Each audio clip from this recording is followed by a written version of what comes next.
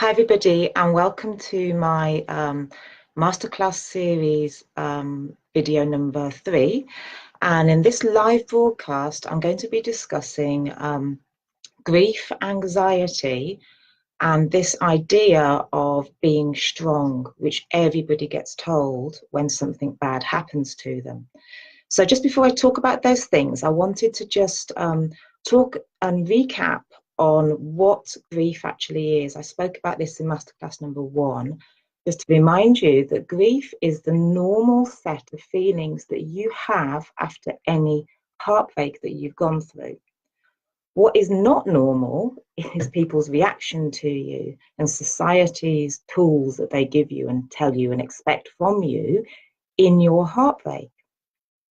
So grief is all of these conflicting feelings that we have after any loss. And the whole range of feelings that you have after any loss is entirely normal. It's okay to feel bad, as I spoke about in series number 2. It's okay to feel bad. If you're not going to feel bad when your heart is broken and something terrible's happened to you, when are you allowed to feel bad? It doesn't feel good. This is the thing. The grief and the feelings we have around loss do not feel good. So because it doesn't feel good, we start doing all these different strategies and learn these techniques from young as a way to try and deal with our loss. But they simply don't work.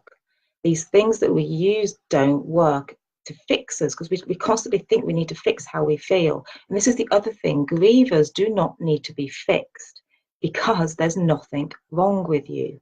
All that's happened is that you've never been taught what to do. You've never been shown since childhood, well, this is what happens when your heart's broken. This is how you move on from this. Is how you move on from the pain, should I say, because this idea of moving on is really loaded as well. I'll talk about this in another video. But it's moving on from the pain of the loss. There's no delete switch. We can't just delete what's happened to us. We can't do that because it's not possible. But what we can do is get really responsible in taking our actions to recover from how bad we truly feel. So if this is you, then I guess you're the kind of person that's going to be wanting to watch these videos and tune in and learn what to do, because there are strategies that can be taught. You need to get the information so that you know how to move beyond how bad you feel into a very different place, a place of recovery and what I call neutrality. Just to remind you, so grief is about all types of loss. So it's not only about bereavement. We have the feelings we have after divorce or romantic breakup. We have the feelings that we have after miscarriage, after any loss from childhood. There are about 40 different types of loss that we can experience at any time. And all of those are what we call a grief issue, or an issue of heartbreak. Because sometimes people find this word grief quite loaded, and I'm not grieving, as I've spoken about in video 1, but if you've had a loss and your heart is broken, then this information will be very useful to you. Excuse me. So what happens is your heart is broken and people will give you these intellectual ideas. They will try and sort you out from their heads by using certain words and certain styles of language as a way of trying to fix you. Now, as I've said before, first of all, you don't need fixing. Second of all, you cannot fix your broken heart with your head. You have to sort your heart out with a heart-based strategy, because this idea of using the mind and the intellect and spirituality to fix your broken heart don't work. They can give you respite. They can kind of work temporarily, and you can kind of understand things. But to try and use those long term to sort out how bad you feel just doesn't work, and it won't work because it can't. Because you can't use your head to fix your heart. It's just not going to happen. So the next thing I want to talk about is anxiety.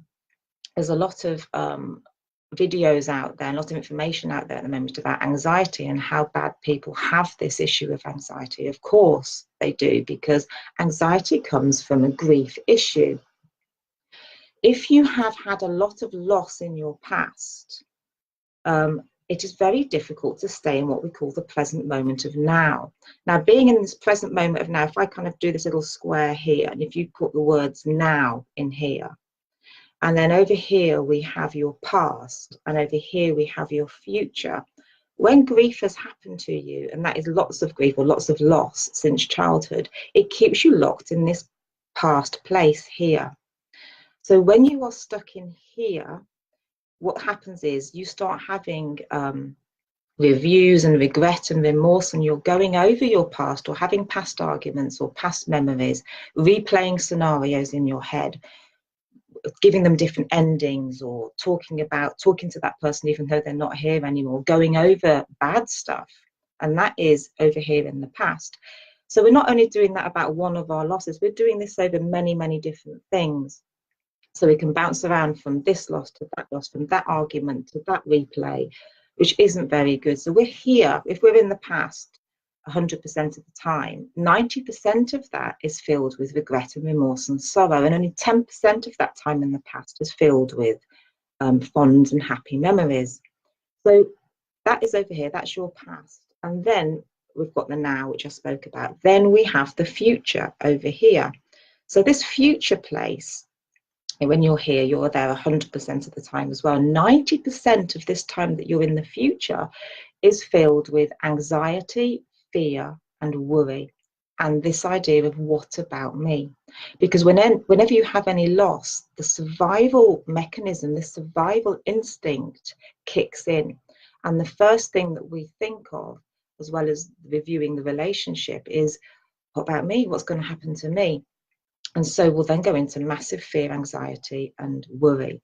So you're either in your past 90% of the time filled with regret and remorse, or you're then flipping to your future, which is filled with 90% of what's going to happen. Oh my gosh, fear, anxiety, worry, and your survival mechanism. So between these two places, you are not in this place here, which is the present moment of now. That is being right here and right now, being what we call present.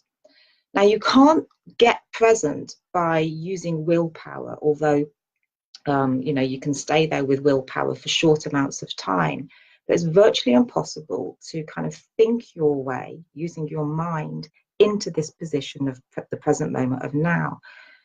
It is by dealing with this past place over here, by working through your losses in your life and actually properly addressing them, that you can stay in this present moment of now. And not only will you then stay in this present moment of now, it stops you flipping into this future anxiety. So by dealing with your past, you automatically stop your future anxiety. Plus, we then need to work on your habits, obviously, because you would have habituated that response to any loss. You'd have habituated going straight into this future moment of anxiety. But I have seen it time and time again with the people that I work with, that when you actually work through this past grief, the beauty of being in the present moment stops you from living in the future. It stops that anxiety, it stops that fear, and stops that worry. And that is what we want. And that is what this work will do. It'll keep you here. It'll keep you in this moment of now. And by the way, this moment of now is the only place where happiness exists. So you cannot be happy if you're not in this present moment of now, because this place, as we now know, is filled with 90% regret and remorse. And this place in the future is filled with 90% fear, anxiety, and worry. Neither of those are very nice places to be in. So we need to get you into this present moment of now.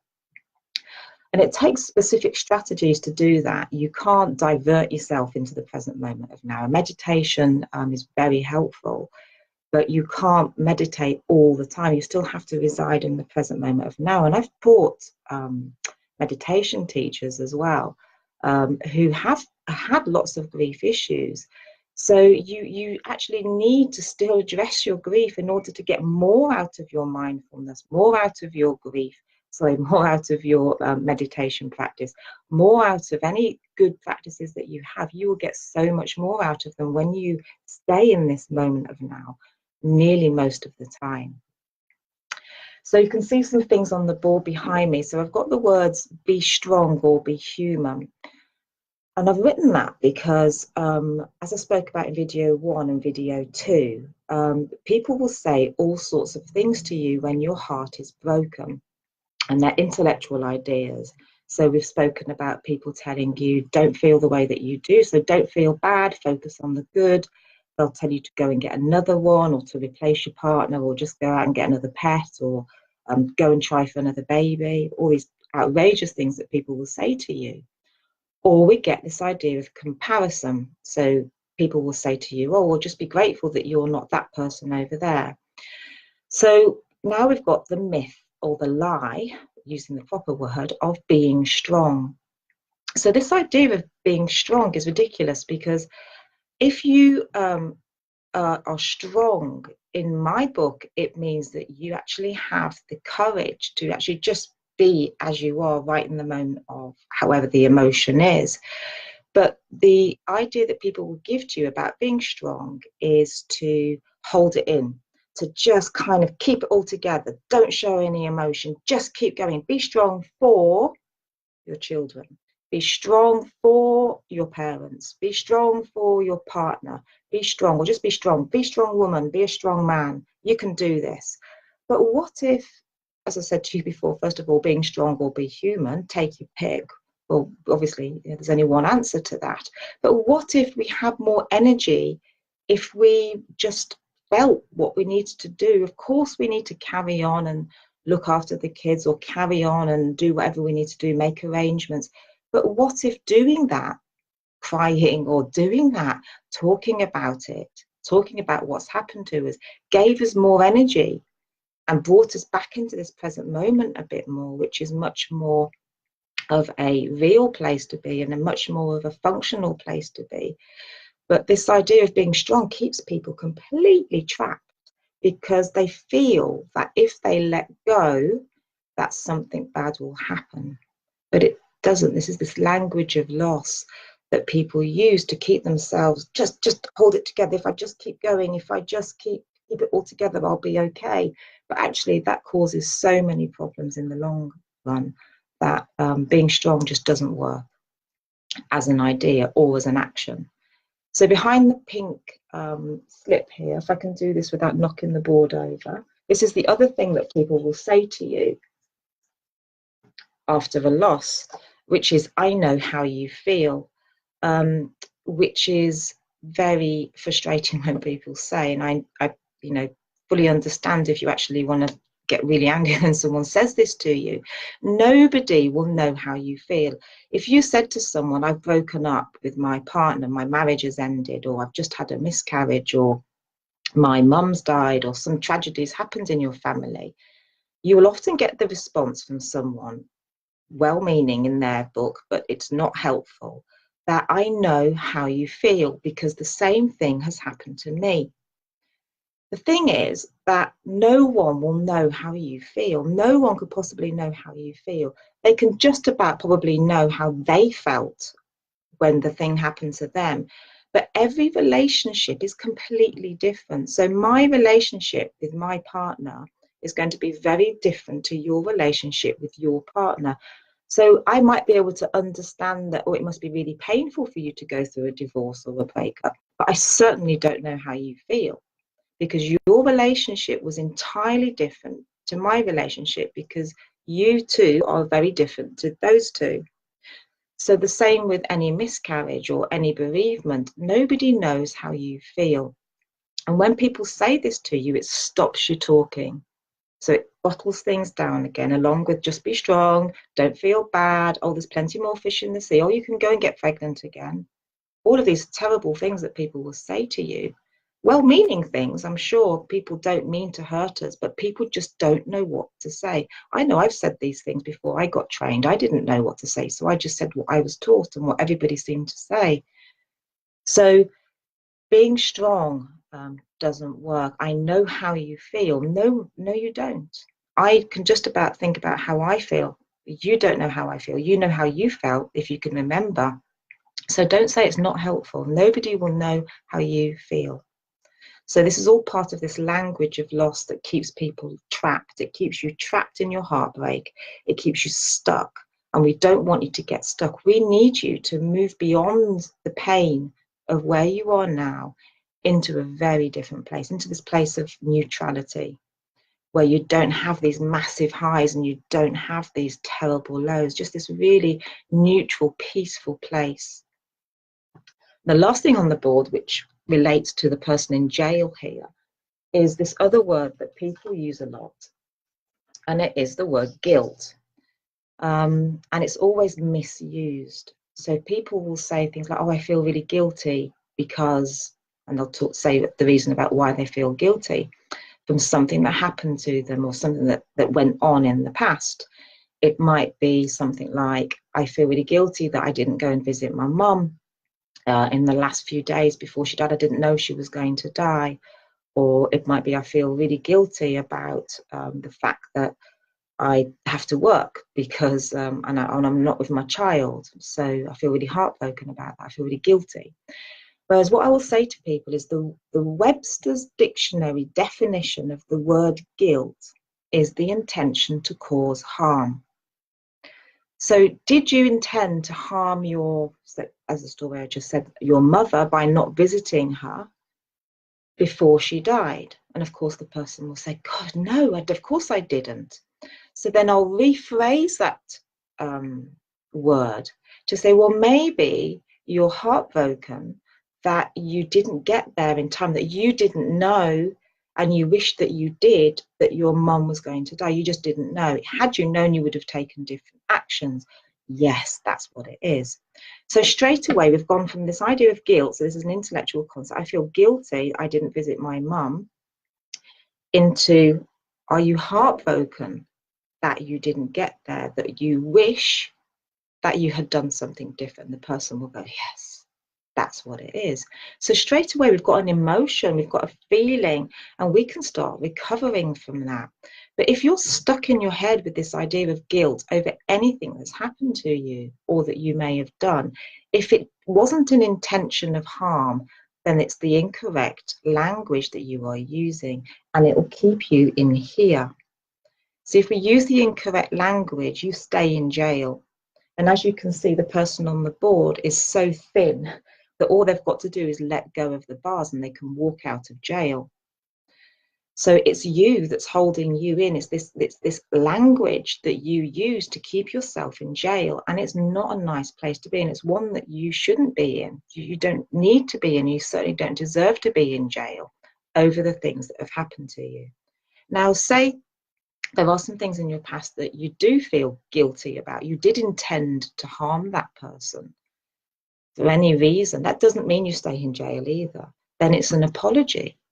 There's apologies that need to happen in order for you to now release that guilt.